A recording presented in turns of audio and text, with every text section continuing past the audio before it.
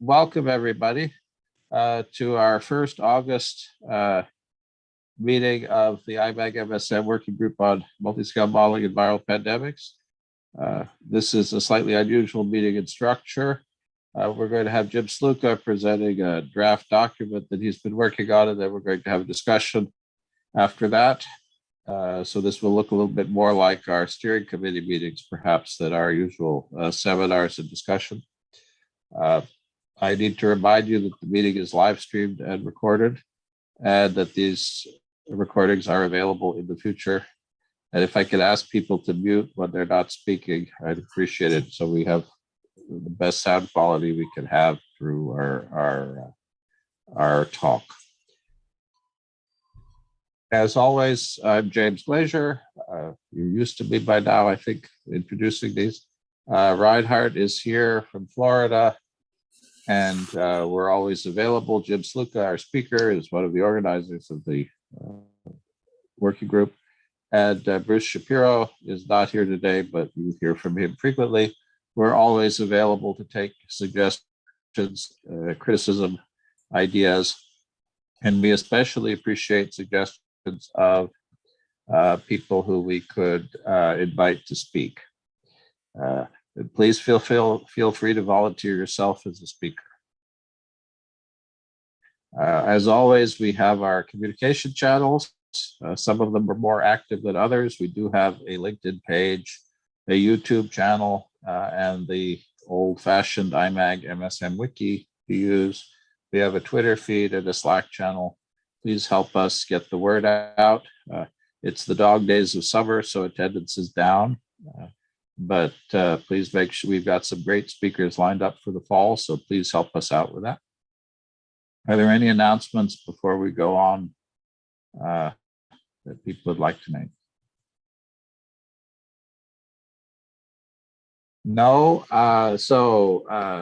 On August 12th, we have Enrique from University of Florida speaking. We have TJ Sigo giving a second talk.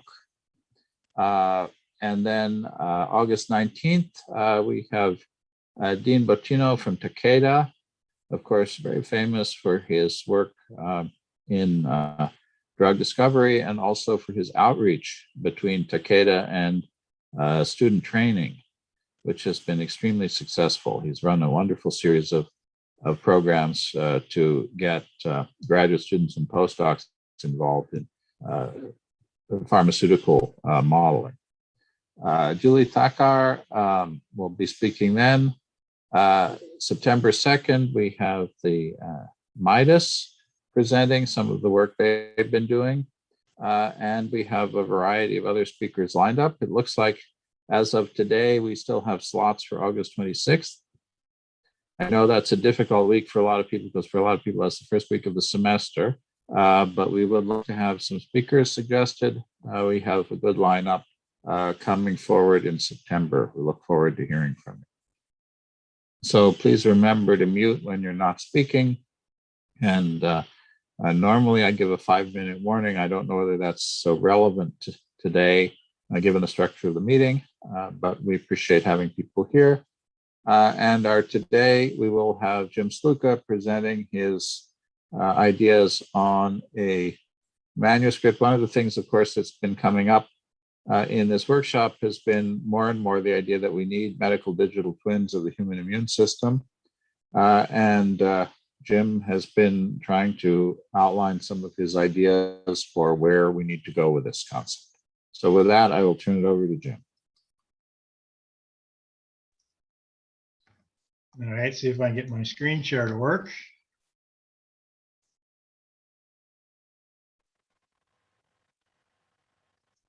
So hopefully you can see my screen. And hopefully my audio is okay. So somebody give me a ping. Ping? There we go. I can hear you. Okay. The slides.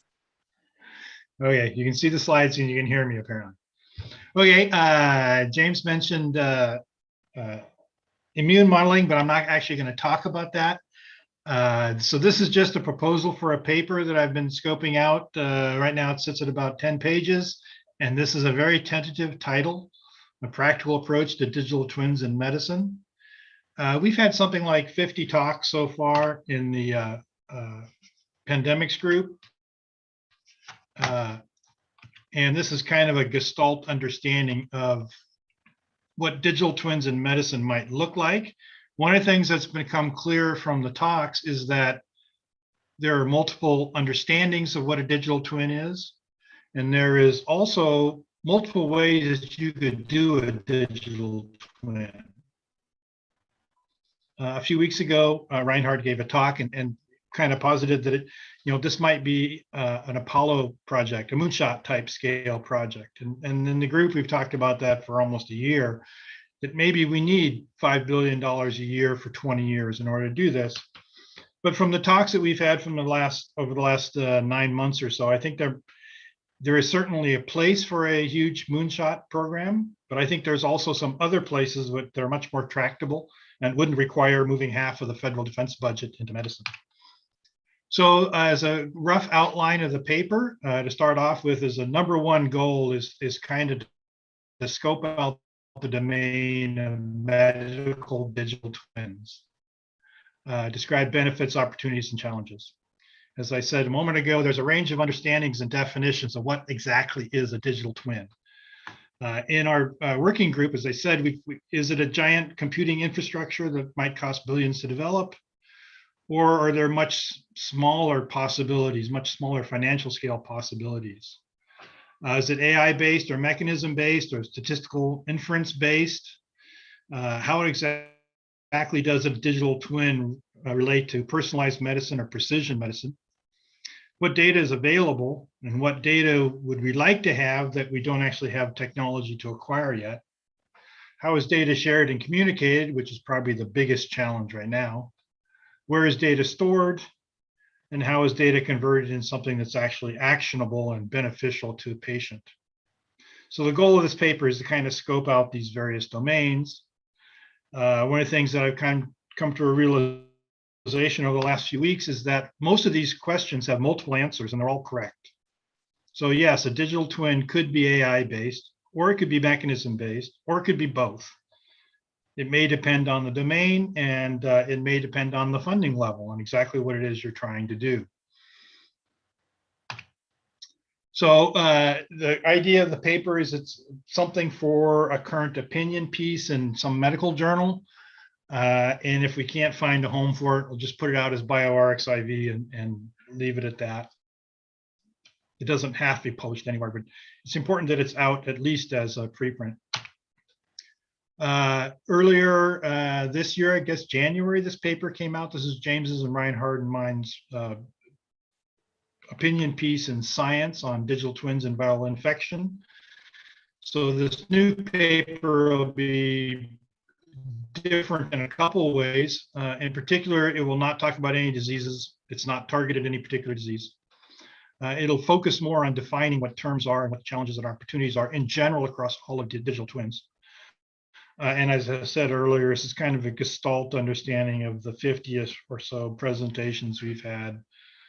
Not only a few of which have actually been digital twin, but all of which have pointed out that we have some serious flaws in the US medical system. Okay, so major components of the paper. The first part would be defining terms. We have traditional medicine, which I won't actually try to define here. We then have precision medicine, also known as personalized medicine. And if you look up the definitions online, they're all over the place. But I'm going to use the NCI's definition that precision medicine means that you're including omics data for the individual. And the omics data, either genomics or proteomics or metabolomics, that's the key differentia that makes it personal or precision medicine. A digital twin, the key differentia is that you have high frequency longitudinal data on the individual. You're actually monitoring what's happening in that person longitudinally in real time. And it doesn't really matter too much what you're monitoring, you're just monitoring something. So precision medicine and digital twin are really quite different because one is about data acquisition continuously, and the other is about including omics and other data that's person specific, genetic person specific. So the first part of the paper, defining the terms, just so that we can argue about terms using our own definitions. Major challenges, this particular area could probably be expanded to 57 different points. But right now, I think data ownership, sharing, storage, aggregation. Basically, how are you going to deal with data? How are you going to deal with HIPAA? How are you going to, where is the data going to reside? Who's going to own the data? So there's a lot of challenges there that need to be addressed. The second major challenge is regulatory requirements. And we'll talk more about that as we go on, but in general, kind of the generic concept of a digital twin, it's a medical device and so must go through full FDA regulatory approval, which you assume is going to be at least tens of millions, if not $1 billion to do. But that might not always be the case. There might actually be some ways we can get around some of the regulatory requirements. And then kind of a hardware level view of the universe. We just had some comments from Russ, and he was talking about a robot for an intensive care unit. Well, you can imagine a digital twin operating in an ICU. It's monitoring the respiratory machine, it's monitoring the cardiac, the EKG, it's getting punctuated data about, blood chemistry and lung scans. So this is, and there are some devices sitting there monitoring all that, and that's the digital twin for that particular patient. Obviously, that's a medical device at the regulatory level. It would have to be full regulatory approval. So that's high intensity environment. The second environment is something that's been more and more common recently, is person-specific, disease-specific things like glucose monitors and implanted artificial pancreas. So that's a digital twin that's monitoring blood sugar and driving the pancreas to do things, or informing the person that the person should take a shot. So again, that's a very high-level device, almost certainly would require full FDA regulatory approval. And then finally, though, at the bottom there, we have, like what I'm wearing here, my little Fitbit knockoff, costs $20, which talks to my phone if I wanted to. So if I can talk to my phone can talk to any machine in the world just about. So this is another kind of digital twin. And this cheap knockoff, I can set it so that if I'm stationary too long, it vibrates. So that's a full medical digital twin. It's monitoring my activity in real time and making a medical suggestion to me. Granted, it's pretty trivial, but nonetheless, this device costs $20 and is not FDA regulated. So it did not cost the manufacturer hundreds of millions to get regulatory approval for. So we have this range of hardware levels, and we may have a range of costs and certainly a range of applicabilities. Another way of looking at these three domains, though, is who actually owns the device and the software. So obviously at the ICU level, that's owned by the hospital. The software is owned by the hospital, the hardware is owned by the hospital, everything's done by the hospital.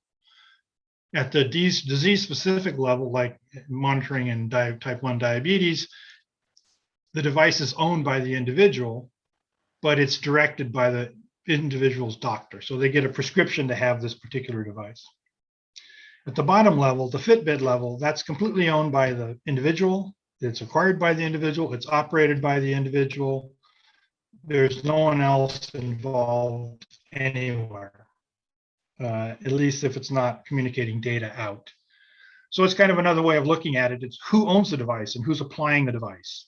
And there's a range of possible operators and customers, if you will. So finally, the paper would finish with development communities. It works back a little bit into this idea of you can have different level of devices. For an ICU level device that's going to monitor a whole bunch of machines, that's corporate level. Some corporation is going to have to take that on. On the other hand, at the Fitbit level, maybe you can crowdsource that. And you don't necessarily even have to have Fitbit involved. It could be a Apple smartphone or an Apple smartwatch connected to a smartphone. You don't even necessarily need to get Apple involved in it. And then the paper would finish with potential benefits. Are there some low-hanging fruit at the Fitbit scale? Can we do a much better job at implantable devices for various diseases and individuals. And as Russ started off with, is there opportunities for robots and better control at the level of an ICU or actually almost any hospital setting. So as I kind of alluded to, that the Fitbit smartwatch smartphone might be a relatively low cost way of going about doing something medically useful. The basic Fitbit, the one I have, is not FDA registered. It's not an FDA registered device. There are no regulations on it. The only caveat is they have to have the magic sentence in their advertisement saying this device is not intended to diagnose or treat any human diseases, which is really not a problem because all kinds of things have that disclaimer. But more complicated versions, mine, like I said, mine's a cheapo one. You can get ones that'll do an EKG, and you can get ones that'll also do blood oxygen. Those are regulated functions, and so they require a certain level of FDA regulation. It's relatively minimal, though. You simply have to show that your EKG watch reproduces what other EKG watches do. You don't have to prove that that has any medical value. You just have to prove that it reproduces what other devices do.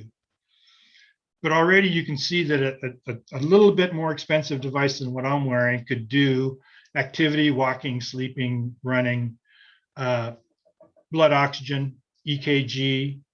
I had a whole list of them. There's several more things that it can monitor in real time. An interesting thing it can do is monitor location. So the data collected on me is tagged with a location in space where I'm at, which opens up the possibility, which people are already exploring, about doing contact tracing and things like that. There's also a possibility of doing something that could feed into Bridge to AI for NIH. The 10,000 steps that people often say everybody should get 10,000 steps a day. It turns out there actually isn't any medical data that supports 10,000, but in any case, this device can do that.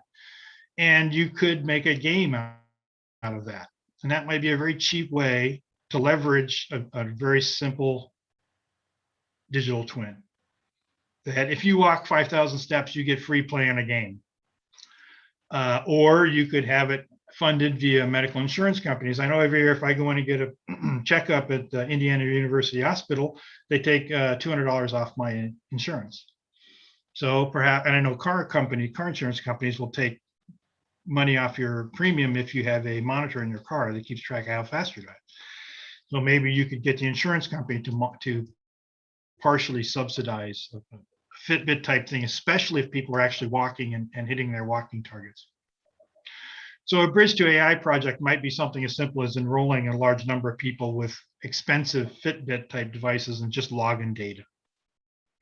An interesting thing is that a measurement like blood oxygen content is not terribly useful to a doctor because if I walk in and they read 98% blood oxygen, that's well within the normal range for people.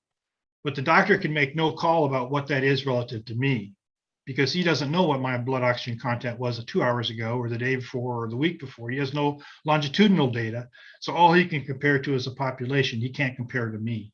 If he had longitudinal data for me every hour for the last 6 months, maybe a 97% blood oxygen is suddenly relevant. Whereas in a population sense, it's totally irrelevant. So just this fairly simple device like sleep time, walk time, blood oxygen, heart rate, and even EKG, longitudinally over a person, those individual measurements might be much more valuable because of the longitudinal character of the data. So I think this is my last slide. Yes, it is. So right now I have about a 9-page draft and I'm recruiting help. I'd like to get it submitted by the mid-ish of next month, another whatever, 6 weeks away, 5 weeks away. It could be branded as coming from the Viral Pandemics Working Group, though we still don't quite have a mechanism for branding for the group. So maybe we just acknowledge the working group. There's my contact information. If you're interested, I'll be glad to send you the draft so far, and we can set up some way of doing the revisions. For co-authorships, you really need to contribute something to the manuscript. I could really use help with things like the figures and fleshing out areas that I'm not quite as knowledgeable in. just to make sure I'm not saying something silly. So I think I will stop there and be glad to take any questions or comments or suggestions. This is Catherine Morse. I have a question. Okay. One of the areas where you need input, are non-medical perspectives on the concept of digital twins of value? Absolutely, because there's certainly the hardware issue. Don't necessarily have suitable devices. How exactly you would transfer data back out to some public repository and how that would be structured is very much up in the air.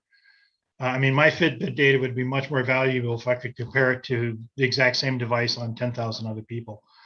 So that we have no idea of how to set up that kind of, I have no idea of how to set up that kind of infrastructure.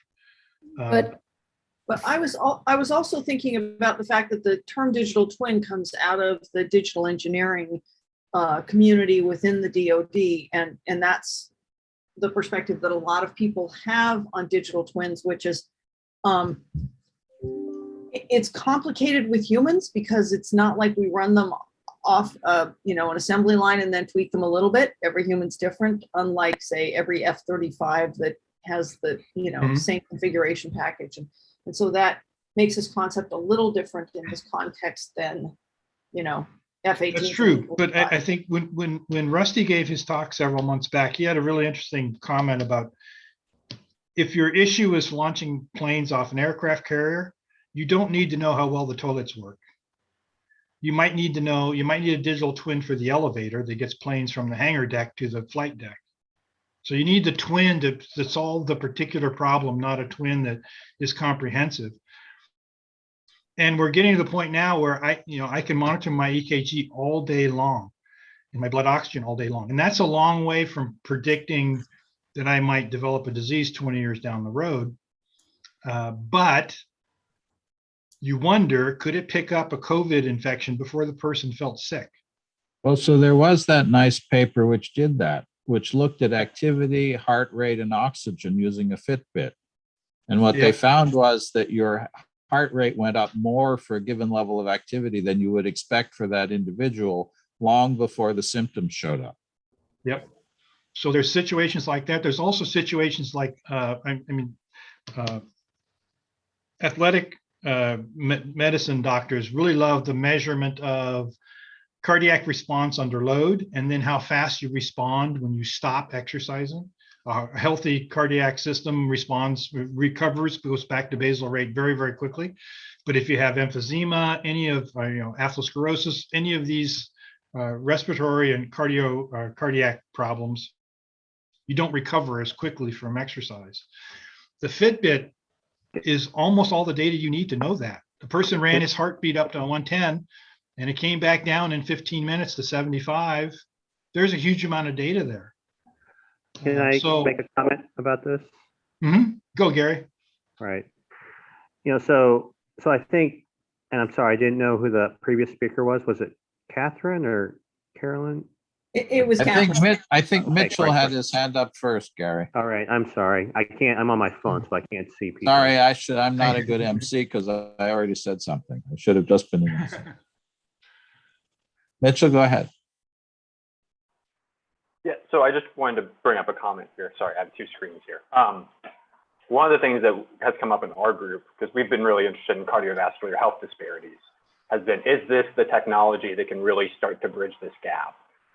So I think that's another important point here, is that if a Fitbit or similar technology is affordable, or even with smartphone apps, that can be kind of this new bridge where now these social determinants of health can be better tracked and better accounted for, and that can help us kind of, bring up these health disparities and address them in a better manner. So I don't know exactly how you do that with a digital twin, but that's a conversation that we've had in our research. So that's just a point that maybe we could, hash out within future directions and things like that from the cardiovascular side. Okay, I think Gary next, then John, then Russ. Yes. So my first comment is related to Catherine's comment, which is what we've talked about over and over again. Any sort of paper regarding this is going to have to define the term that we're using it in the context of how everyone else uses it. And I guess that's something that we can sort out, and I'm not going to rehash all those discussions because they take forever. I think the other issue here, just, I got to tell you, it's my own impression, is that, this idea of early sensing for physiologic derangement, the sepsis community had looked into this, a decade ago. There's a whole bunch of stuff regarding this. There's going to be an inevitable trade-off between sensitivity and specificity for these sorts of early warning sorts of things. And the question is, well, what do you do with that information, right? And what is the degree of probability that you have one thing or another, which gets you back to population stuff? So I have to say, my own self, even though I will participate in this, I hate it. I hate that idea. It in many ways degrades what the actual thing that we need to do in order to take care of people better, which is to find drugs or therapies that work on individuals, right? As a practicing physician, the primary problem we have in the practice of medicine is that we don't have the right drug to give to the right patient at the right time. All the complications we deal with side effects, all the lack of efficacy that we have to deal with in terms of trying something and seeing whether it works or not, it boils down to exactly this particular problem.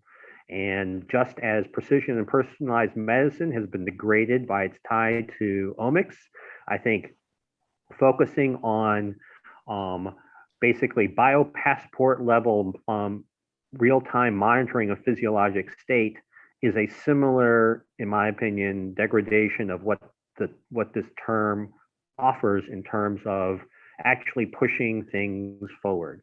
Again, I may be in the minority with respect to this because dealing with terminology that becomes not what I intended it hoped to be is part of the things that I've been dealing with forever, but that's just my opinion on this particular topic. So if people want to go down the road of physiologic monitoring and calling that a digital twin, that is fine, and I won't, verbalize what I say, what I think about it, in open forums other than, this thing that's being live streamed, but no one is probably watching. But if in the interest of a frank discussion, I don't think that kind of monitoring is as useful as we think it is, because the fact of the matter is we don't know what to do with the information, right? We don't actually know what to do. So let's say that you had a magical thing that could tell you, there is a 98% chance that you're going to have COVID, that you have COVID, and it will make you maybe sick in 72 hours. Well, the only thing to do is quarantine, right? And people hate doing that. So, and it might have some public health things. I think we're going to get into. But Gary, I would correct that, and it's Americans have problems with that. Well, yeah, and Americans have problems to do with that, and it goes back to the specificity and sensitivity issue, because basically that is a representation of any sort of early infection that might potentially be communicable. I mean, so right. I think, and other cultures would be very comfortable with saying, okay, I'm going to stay home today. Yeah, and I think that, and again, there's a whole public health aspect to this, but I think we've had conversations in this particular working group about the multiple tiers of interventions that are possible, whether or not people believe will accept those therapies or not. But this falls strongly on the side of non-pharmacological interventions, which is all fine, public healthy type of stuff, which is all fine. But ultimately, the fact of the matter is we're going to have to be able to take care of people who get sick. And this is not a way of getting towards taking care of people who get sick. Again, if that's what we want as a group to decide that this is what we're going to focus on, I will go with the group and support that. But I don't like this idea. You want something which does blood chemistry. That's blood chemistry or bust. Huh? I mean, so But again, let's let John and Russ. I mean, I just want to clarify because I think I'm more on your side, but Jim is right that this is a bigger world than some of us have been thinking about. So John, go ahead.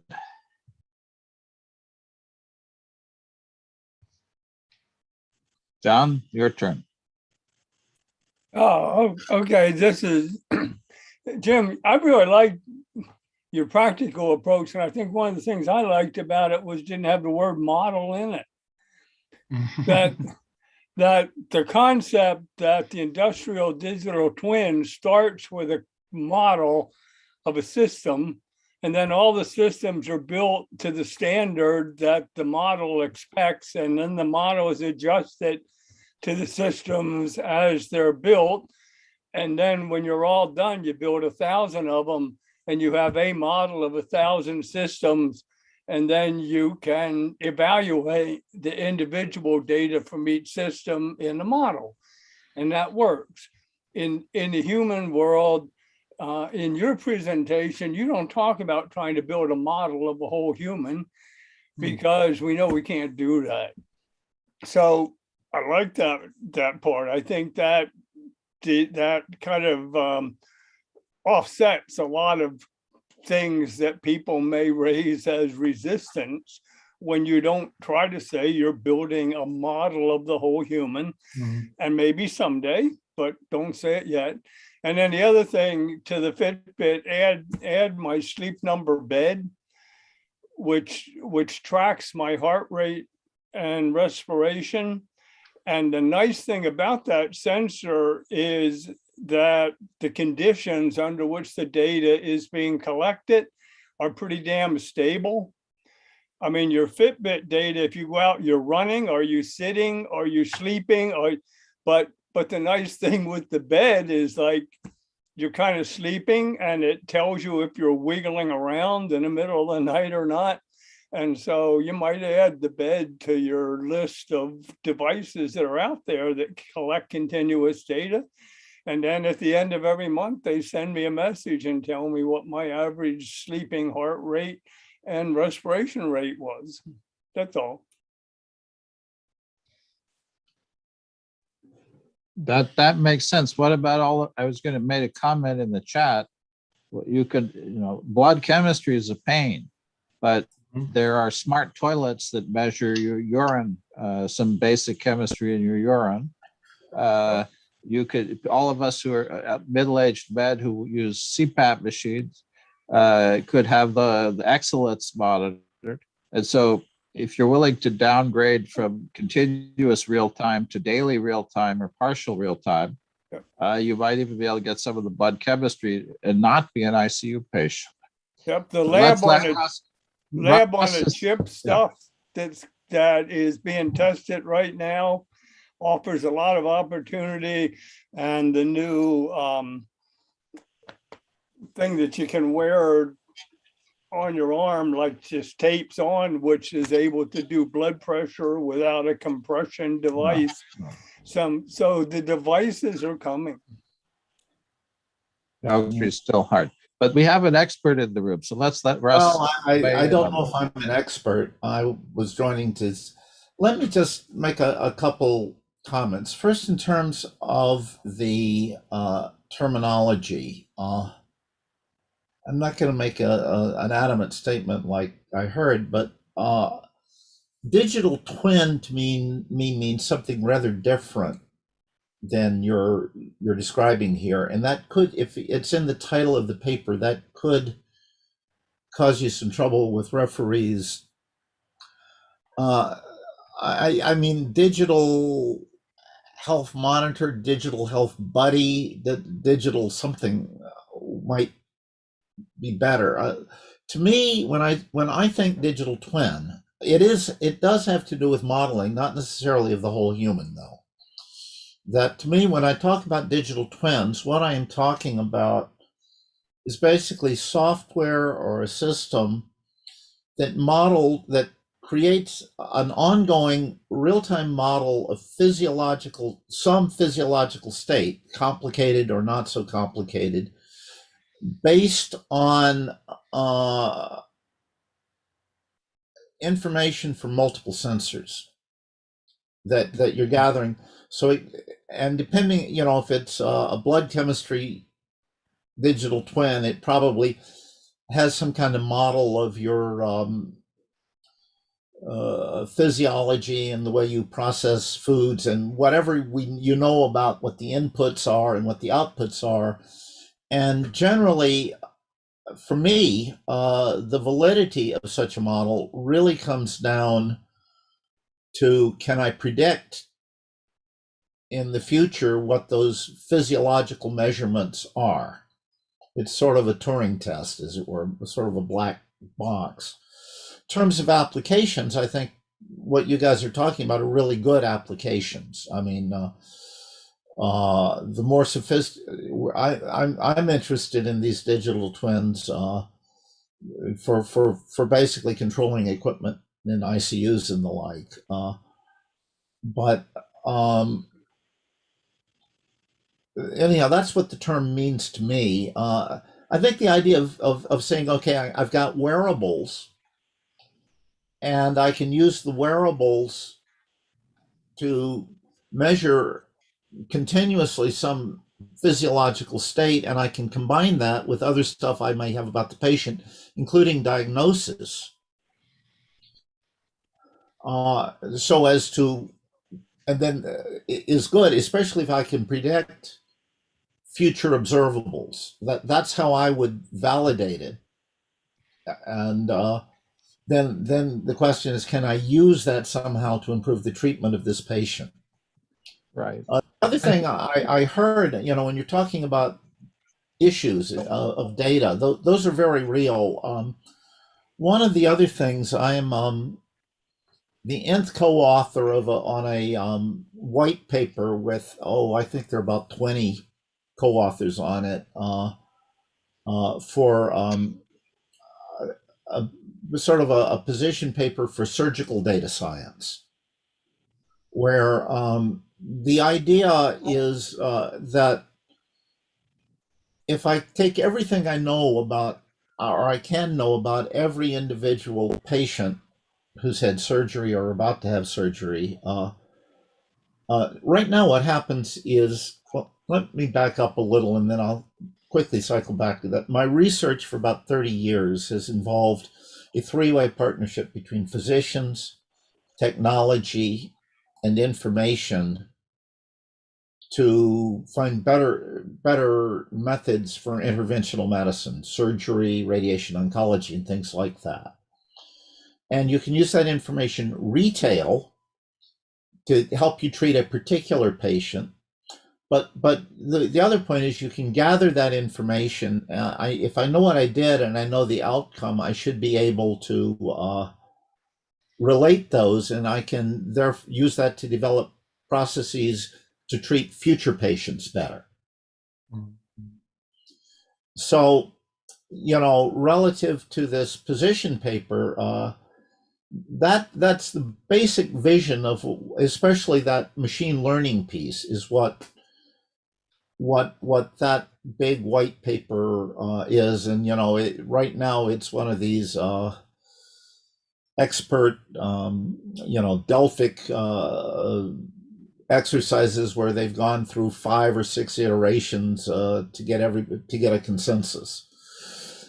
But what we didn't talk about are exactly the kind of, the interesting thing is, for me, in listening to what you had to say, is it Jim or James?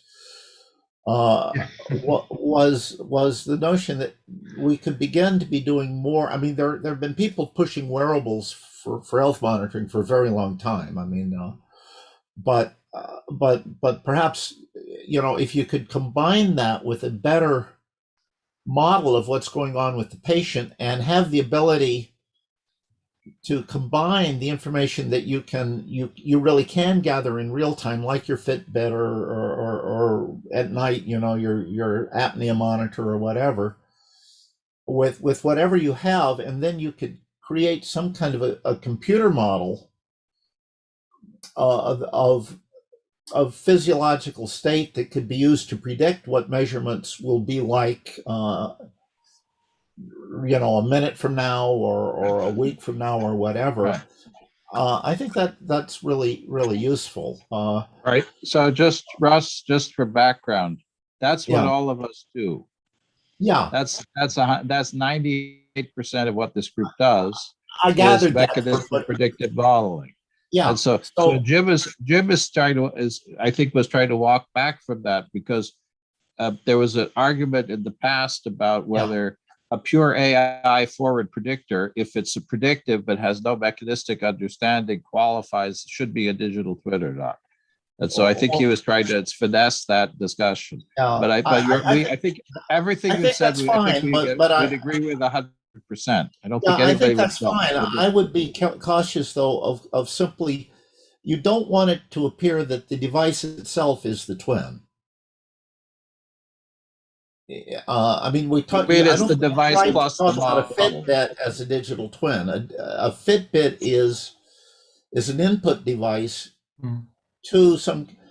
Now, personally, I believe that it will be very difficult using these deep learning methods to develop a predictor that is safe and believable, unless it is also explainable.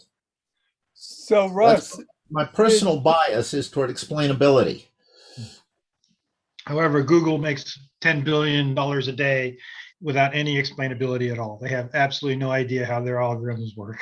Well, yeah, that's true, and you can perhaps use something, but then there is a question of how much you can trust it. The key issue, I do a lot of work in medical imaging, medical image processing, given what I do with surgery.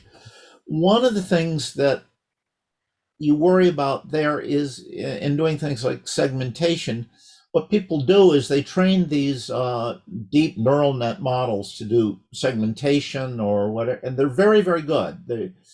They tend to outperform usually most of the conventional methods that we have. The problem is they also have no sense of humility. They don't know what they don't know. And what's really crucial in those cases is to recognize when what you're seeing in front of you is outside of your training set. And that's a hard issue that I'm sure you guys in your own research also encounter that. Certainly in medical imaging, that's a big deal right now. That if you show you show a picture of the classical example is maybe you show a picture of a duck and the deep net calls it a rhinoceros or whatever. But I don't know. This is very interesting. I mean, so I'm sorry if I've preached to outsiders in your own areas of expertise, and I don't want to get in the way of your paper, but I would avoid digital twin in the title at least. I think you maybe want to find some other word. I think we generally agree very much with what you said. I don't think Gary's crying or laughing. I can't tell. Is that tears? Is that joy or sorrow, Gary? It's sorrow because we've argued about this for the last year. So I think, but your points are good ones in terms of we've fought over AI models and their ability to interpolate versus extrapolate. Yeah. We've fought over this issue of intervention, and I think that there's a particular reason why we're having this discussion, which is that the NIH has pivoted in the direction of saying we're going to potentially replace mechanistic modeling with the kind of understanding that you're describing with pure AI prediction. And I think very few people in the room like that. And so there is this question then, but I think, I mean, I don't know, Gary, I don't think most of us would disagree with anything Russ said. Well, no, right. So I agree with virtually everything that he said, but I think the fact of the matter is that we've gotten to this particular point because the term digital twin gets us traction.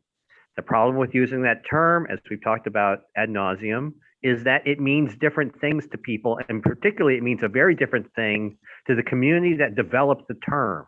But we have, I think, moved beyond that particular point because the NIH has adopted this particular phrase, and there's an opportunity for us to reframe that particular phrase how we wish to do, because we can say whatever it is that we want as long as we define it, and then it's just a matter of whether or not people glom onto that particular definition or not. Well, I am completely sympathetic to Russ's comments because this was, again, my original feeling about this particular title, because it does not apply in the use that the context of people who use digital twins actually talk about. But I think we're beyond that particular discussion by the time that we've gotten to this particular point. okay. Well, I've actually got to go to another meeting. Thank you for letting me listen in. One last thought I have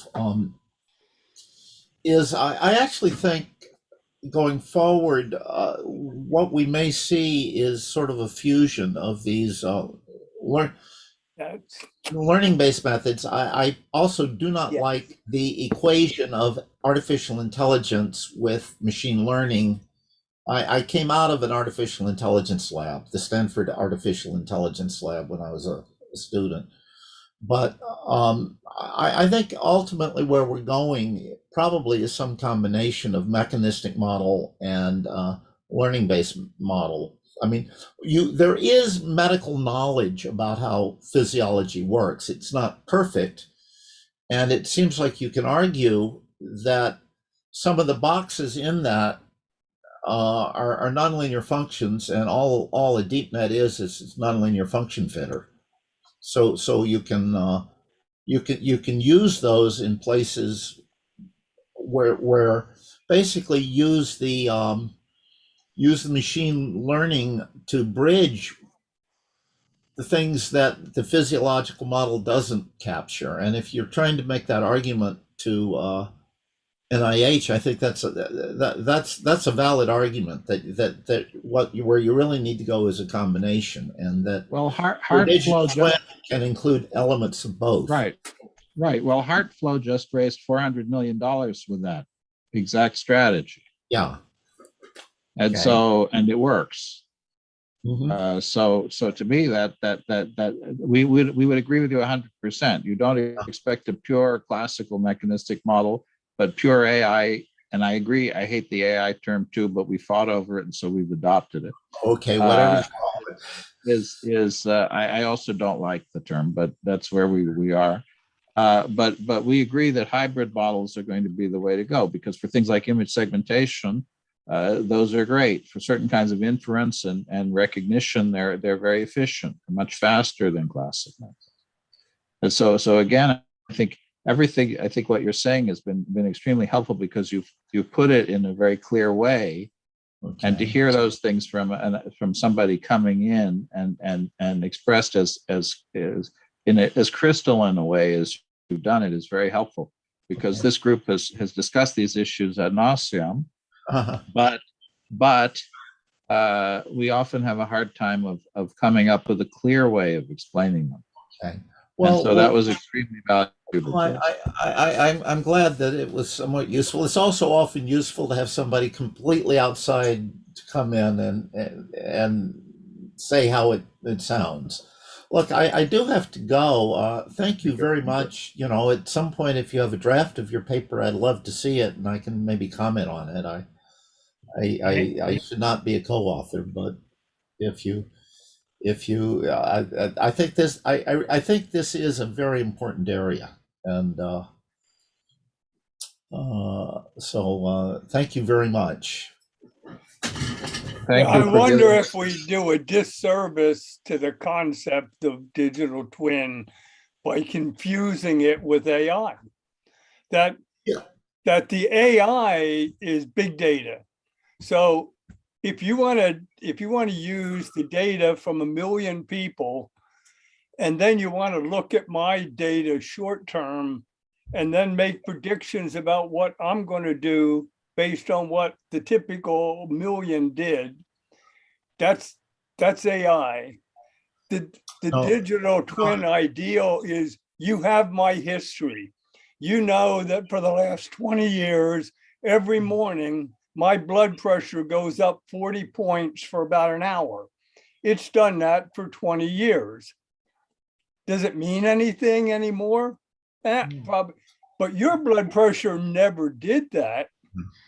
And because we know that, because your blood pressure just started to do it, we can immediately recognize that something has just changed in you that ought to be investigated. So we send you to the doctor. We don't send John to the doctor. His blood pressure has done that all his freaking life. And that's nothing to do with big data. That's only to do with personal data, and a lot of it. Sure.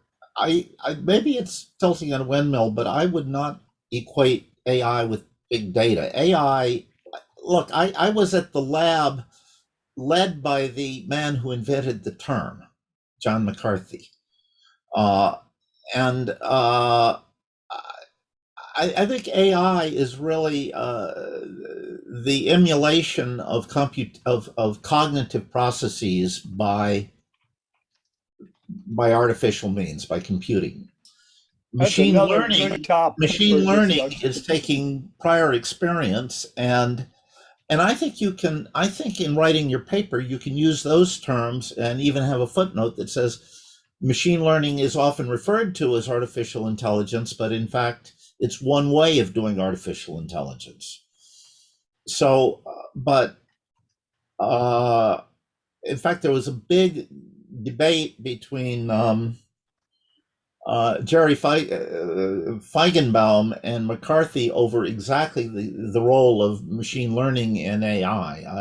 I honestly, I was there at the beginning, or practically, but I do like what's being said. I think you could actually add clarity in a way that would still not turn off NIH. I mean, in a title you could talk about artificial intelligence methods in monitoring or something, and then to me the digital twin is not the device, it is the AI in a way.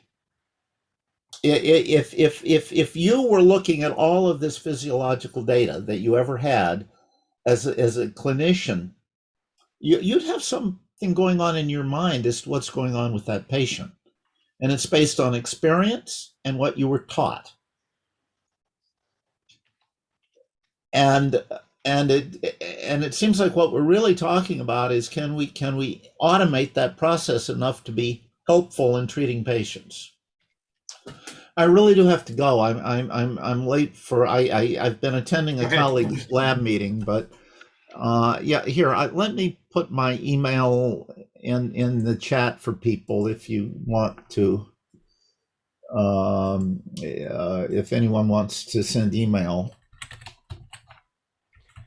So I want to second Gary very strongly. We've spent a lot of time debating definitions and concepts, and we've done enough of that. I think Gary's absolutely right. We should take this term, we should define it as we think it fits us. And in fact, the way we define it, I think, fits with the original industrial concept, and we should run with it. I don't think we should continually go back and second guess ourselves as to what the right terminology is. Well, I mean, I started off with defining the terms, and the fact is that the differentia that defines digital twin is the data stream, because all of the techniques are designed to do future prediction, optimal therapy, all the model, statistical, inferential, AI, doesn't matter. All of medicine is defined to do that. So what's the differentia that makes digital twin different from those things? It's not the model. It's absolutely not the model, because all those other things have that model. It's the continuous flow of real-time data. That is the differentia of a digital twin.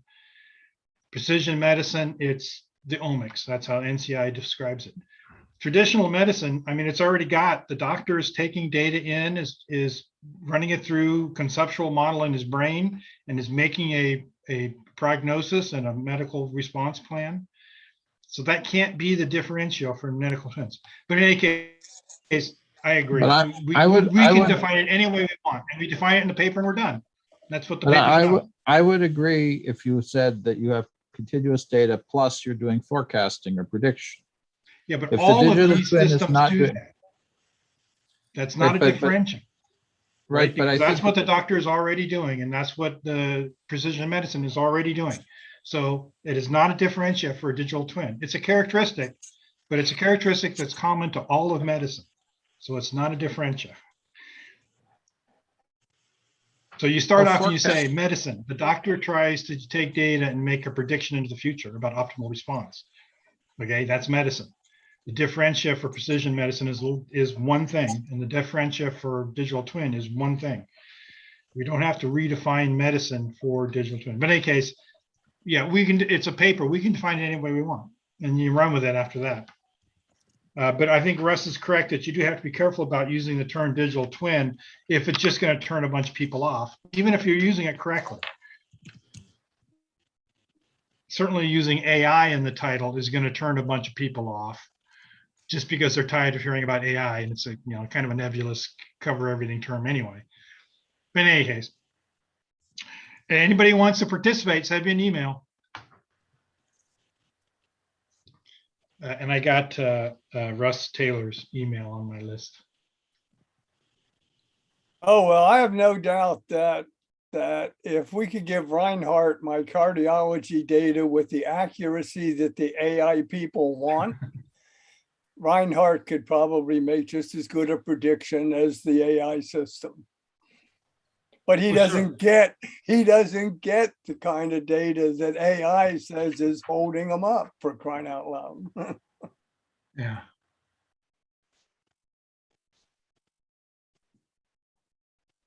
Okay, we didn't get to our discussion on what the future might be for the working group.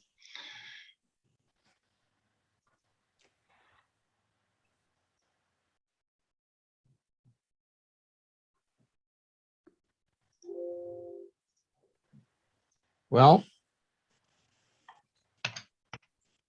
it was very interesting to hear his point of view. I mean, Yep. ironically, I think his point of view agreed with 95% of the people of this group. And so to hear somebody come in from outside and have an opinion that agreed with ours is always very nice. Mhm. But I do think that there are these issues of open loop versus closed loop, real time versus offline. Frequency of data collection of different types. But I do think the idea of, I think what you're saying is there's a little bit of a difference, because there's a difference between a dynamic forecast and a static forecast. If a doctor comes in and they may make some dynamic because they know the typical course of a disease is X, but fundamentally diagnosis isn't a forecast. It's not saying your heart rate will change at this rate during the next 20 minutes and this rate during the next hour. Right, but you don't actually care about that. That's totally irrelevant. Well, I would You care about disagree is with his that. heart going to explode and he's going to die. Right? No, but I would So- disagree with that. But anyway, but these are good points, and having this disagreement. But I think if we could return it to those kind of arguments rather than definitional arguments, it's more interesting. I don't know, Reinhardt, how you feel about Well, I can just reiterate that I think these discussions about what digital twins are completely non-productive. it. Yeah. So we should define what it is for us, and I mean, us is sort of nebulous.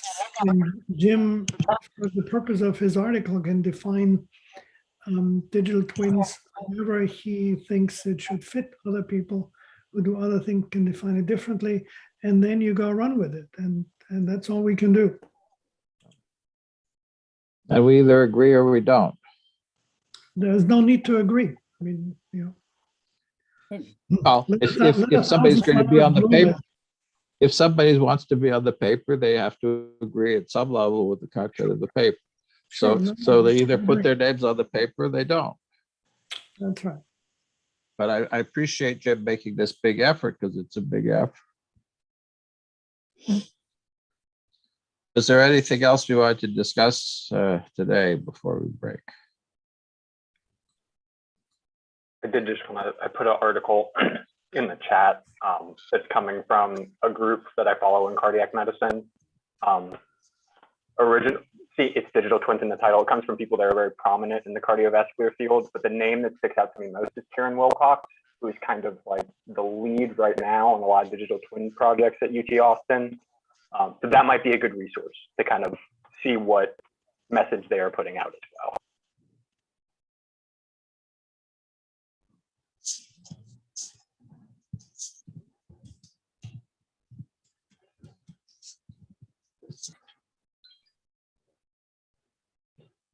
Okay, Jim, I put some comments of mine in the chat. You have the transcript.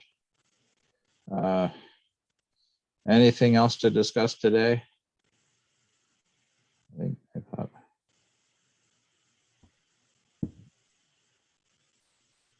I'm sorry, Munchel, we cut you off. I didn't mean to do that. I know you had something more you wanted to contribute.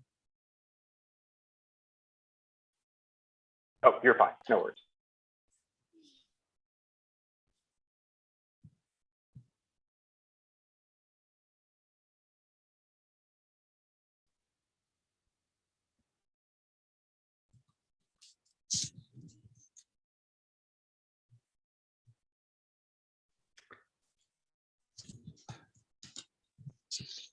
Okay, is that it for today? We're at 4:10 already. Wow. All right. Louis, you hung in for the whole thing? What are you thinking? Your picture is so quiet. Me? Yeah. So I have a comment on your use of Fitbit. Yep.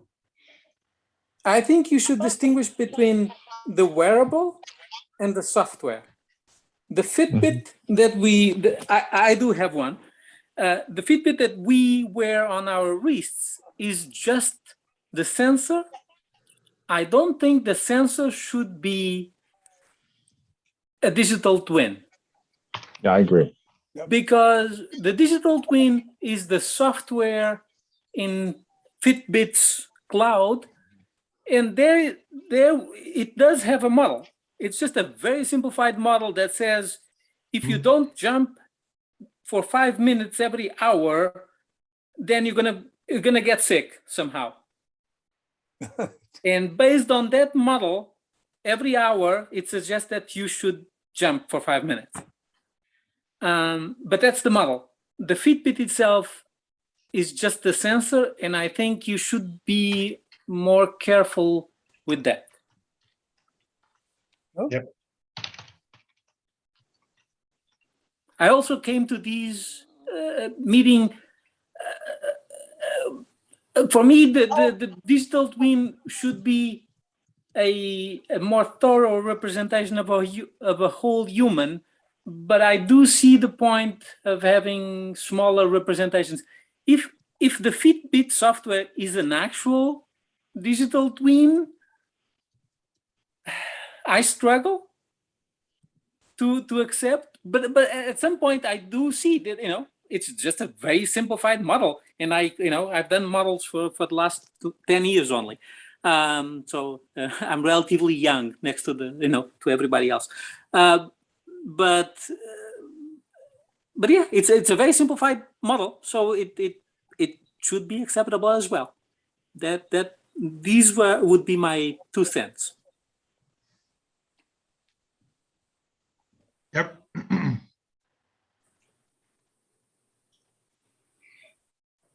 Okay, well, thank you. We put you on the spot, but I appreciated it. I think it's true that you have to have some. I think extrapolation is important. So but again, Jim, you're free to cut the cake the way you want. If there are topics you don't want to include, don't include.